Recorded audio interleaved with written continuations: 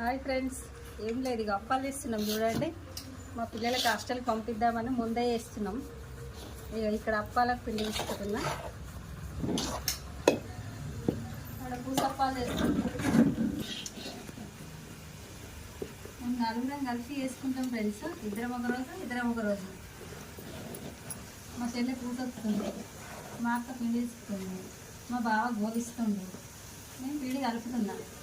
Sticks ఇచ్చినట్టున్నావు కదా. ఎవరన్నారు? మా దగ్గర భార్య.